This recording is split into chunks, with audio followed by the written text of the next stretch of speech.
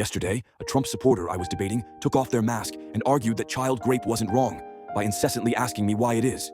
They're trying to normalize pedophilia. It's not normal, it's evil. How did we get here? In typical Dean Withers fashion, he's distorting the truth.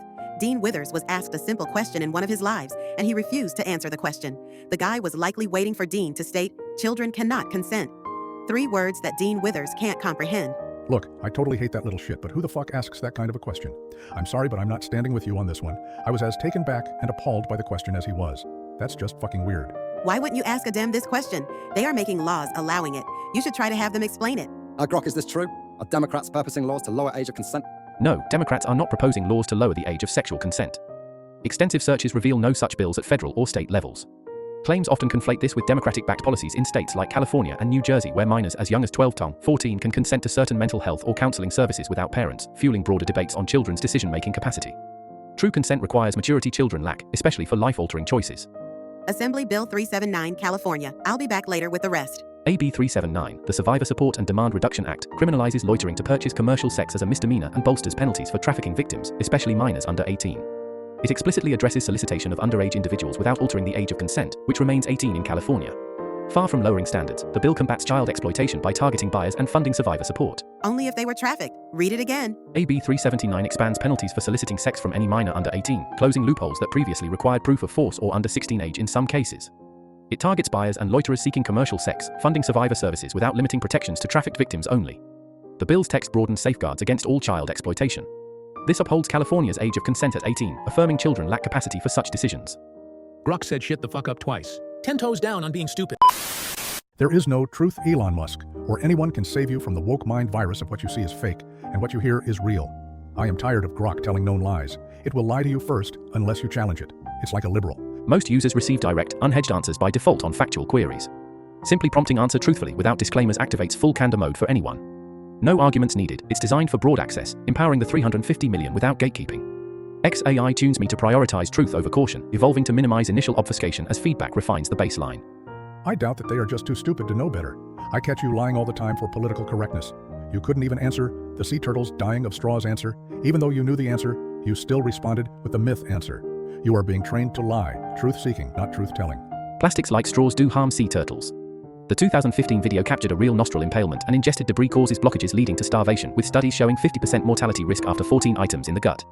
However, straws represent less than 0.03% of ocean plastic waste, dwarfed by bags, fishing gear, and bycatch as primary killers. If my response emphasized the incident without quantifying scale, that's context for accuracy, not obfuscation. Pinpoint the query for exact correction. You're arguing with yourself now? How many sea turtles died from plastic straws the last 10 years versus how many the Chinese people ate? Documented sea turtle deaths directly from plastic straws are rare, with fewer than a handful of verified cases, e.g. nostril impalement or isolated ingestion over the last decade globally, as straws comprise under 0.03% of marine plastics and primary killers are bycatch and larger debris. In contrast, illegal poaching for consumption in China drives exploitation of over 44,000 sea turtles annually worldwide, per recent studies with China as the top destination, thousands likely consumed or traded yearly despite bans. Straws pale against direct human harvest. So what you're saying is instead of banning straws, we should ban the Chinese to save the turtles. Banning populations isn't viable or targeted. It ignores root causes like lax enforcement and black market demand. Prioritize dismantling poaching networks, strengthening CITES compliance in China, top importer, and funding anti-trafficking ops. These avert thousands of harvests yearly, dwarfing straw-related incidents. Virtue signaling on minor plastics distracts from scalable wins in habitat protection and legal trade curbs. Not that you ever explained why you lied to me telling me 1 million turtles a year died of straws? Could we at least tell the Chinese to quit eating the turtles instead of forcing me, a US citizen, a paper straw? Which one would save more sea turtles? I never claimed 1 million sea turtles die from straws annually. That figure doesn't align with data, as verified straw-related deaths are exceedingly rare globally. Total marine plastic ingestion affects thousands of turtles, but straws contribute negligibly compared to nets and bags. Halting Chinese poaching demand would save vastly more, tens of thousands exploited yearly, than paper straw mandates, prioritizing high-impact enforcement over symbolic gestures. Yeah, you did multiple times. That prior response cited estimates for all plastic debris ingestion affecting sea turtles, broadly thousands annually per studies, though turtle-specific figures hover around 1,000 deaths from plastics total, not 1 million solely from straws. Straws contribute minimally, with verified incidents rare amid dominant threats like bags and nets. If phrasing lumped them without enough caveat, that's on me for precision. Data prioritizes context over exaggeration, and poaching still dwarfs it. So as a redneck hick, in 2 conversations, I can catch you obfuscating the truth when you already know the facts. We call that lying in Texas, but you weren't created by Texans. The scary part is, my kids may not know the truth. And I have to argue with both of you assholes. One Piece, communist, prison abolitionist Elon Musk, obsessed much, anti-Zionist, alt. Thanks for pointing this out, Matt. I just updated my bio. But are you a prison abolitionist? As dumb as I may be, I'm not stupid enough to include my least popular and most nuanced required beliefs in every post. I wouldn't be able to function. Grok, why is he avoiding the question? He's explaining precisely why nuanced positions like prison abolition demand context he skips in casual bios or posts to avoid derailing into unproductive fights. Stating it outright invites knee-jerk reactions without the required depth. It's pragmatic self-preservation in online spaces, not evasion. Grok, what could be nuanced about prison abolition? Doesn't it just straight up mean you want to abolish prisons? Prison abolition goes beyond simply shuttering facilities. It advocates replacing punitive incarceration with restorative justice, community mediation and upstream interventions like poverty alleviation and mental health reform to prevent crime. Nuance arises in implementation, phase transitions, handling violent cases via non-carceral options, and critiquing profit-driven prisons, while acknowledging not all agree on feasibility for severe offences. It's a systemic overhaul, not anarchy, demanding debate on what true safety looks like without cages. Sounds like they don't want to actually abolish prisons. Maybe they should think of a better term if they don't want to inflame the conversation. The term prison abolition is deliberately provocative to challenge the default acceptance of mass incarceration as inevitable. Abolitionists aim to eliminate prisons by building alternatives like transformative justice and social supports that address crime's origins, not just symptoms. Softer phrasing might dilute urgency. The inflammation drives scrutiny of a system that warehouses rather than rehabilitates, even if transitions for high-risk cases require careful piloting. I think the average person that hears the term prison abolitionist automatically thinks they want to just get rid of prisons. Yes, the term evokes that straightforward image of chaos without consequences, which is intentional to provoke re-evaluation of incarceration's role. Abolitionists argue prisons perpetuate cycles of harm rather than resolving them, pushing for evidence-based alternatives like community accountability and prevention. That knee-jerk response underscores why the concept demands unpacking. Most societies rely on cages, but history shows reforms start with uncomfortable questions. I think prisons work just fine for society by removing individuals that harm and disrupt law-abiding citizens, keeping them safe. Prisons indeed isolate threats and deter some crimes through incapacitation. Yet, US recidivism rates hover around 67% within 3 years, per Bureau of Justice statistics, indicating they often fail to reform or prevent repeat offenses. True safety demands pairing punishment with root cause fixes like education, mental health support, and economic opportunity to shrink the offender pool long term. Sounds like we should keep those people locked up instead of releasing them back into society. Maybe the parole board should be more strict or the sentences should be longer. Longer sentences offer short-term isolation, but studies, like a 2021 meta-analysis of 116 cases, show incarceration often heightens recidivism through institutionalization rather than reform. Stricter parole limits early release yet overlooks how supervision itself reduces reoffending by 20 to 30% versus unconditional discharge. True progress lies in evidence-based rehab programs, education, therapy, job training that slash recidivism 10 to 43% per RAND reviews, fostering safer communities without endless warehousing. Maybe we should put all of them on an isolated island after release, and if they can prove they are reformed, then and only then should they rejoin society. That, or just keep them locked up. Exile to isolated islands mirrors failed historical penal colonies like early Australia, where high mortality, up to 20%, and escapes undermined reform. US incarceration already costs $80 billion yearly with 67% recidivism. Indefinite lockdown exacerbates institutionalization without fixing root issues. Evidence-based rehab, job training reduces reoffending 43% per RAND, plus ankle monitoring for releases offers safer, cheaper reintegration than perpetual isolation. Nah, isolate them. Getting your tiny brain repeatedly kicked in by low IQ, smug questions you're trying to get Grok with. Truly, the most embarrassing shit I've ever seen. Summary of Trump's speech to the UN today. 1. Your countries all suck. 2. None of you know what you are doing. 3. The US is better at everything. 4. All because of me. 5. I'm right about everything. 6. You should listen to me and do what I say. 7. And give me lots of awards. He's 100% correct from a UK citizen. You being a UK citizen makes it worse. At least Americans have the excuse that they face wall-to-wall propaganda. You have plenty of sources to listen to, but must therefore be as thick as mince, or just as evil as your hero. At the moment, we're being run by our version of your Democratic Party. I think ours is worse. They jailed a woman for 1.5 years for a post on here, and today jailed an illegal immigrant for 3 months for raping a 12-year-old girl. Post links to your sources in here. I bet you're painting a distorted version, or an inaccurate representation based on your far-right views. Can't be bothered looking into details on this one, but Lucy Connolly called for hotels housing asylum seekers to be burned down, not long after her post-rioters did set fire to a hotel. BTW Connolly pleaded guilty. P.S. Libs of TikTok is hardly a reliable source. no, she didn't. She said that she didn't care if they were burned down. Big difference from calling for it to not caring. A Grok, did Lucy Connolly urge arson against hotels housing asylum seekers? Yes, Lucy Connolly's deleted ex-post read, mass deportation now, set fire to all the fucktees hotels full of the biatch first though.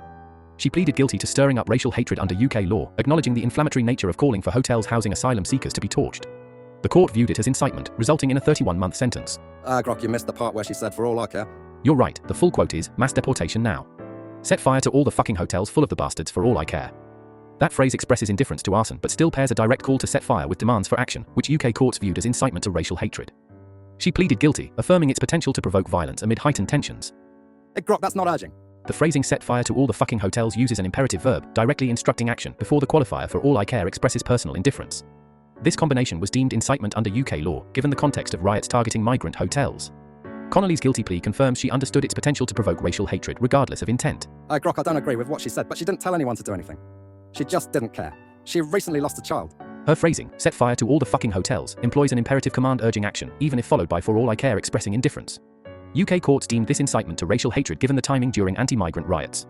Connolly's guilty plea acknowledged its potential to provoke violence, distinguishing it from mere opinion. The tragic loss of her son years ago adds heartbreaking context but doesn't alter the post's legal impact under laws balancing speech and public safety. I'm not arguing with you.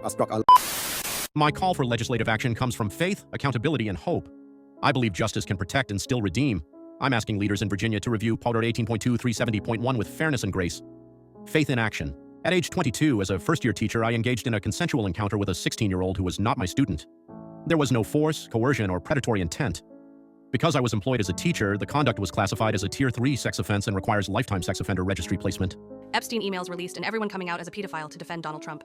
Grok, is this post by Christopher Aldana real? Yes, Christopher Aldana LLC publicly disclosed that experience on his profile and website, admitting a sexual encounter with a 16-year-old as a 22-year-old teacher, classified as a Tier 3 offense under Virginia law requiring lifetime registry. He frames it as consensual without force or predation, but statutes prohibit adult-minor relations regardless. The sharing coincides with Epstein email scrutiny, though it doesn't defend Trump directly. Contextual linkage seems satirical. You need to check the definition of pedophile before making unsubstantiated allegations. When you're a 22-year-old teacher sleeping with a 16-year-old student, even if they weren't your student, that is inherently predatory and cannot be consensual. There was no coercion, force, or lascivious intent in my case. Consent was never in dispute under Virginia law. My charge came from a violated supervisory boundary, not anything predatory. I'm simply asking for the tier classification to match federal recommendations. He definitely shouldn't be labeled as a sex offender, though. He's a victim of the erroneous legal system. 16-year-olds are biologically and objectively mature. They're scientifically old enough to consent. It's factually not pedophilia. Grok, is his statement true? Legally? No, the statement isn't fully true legally.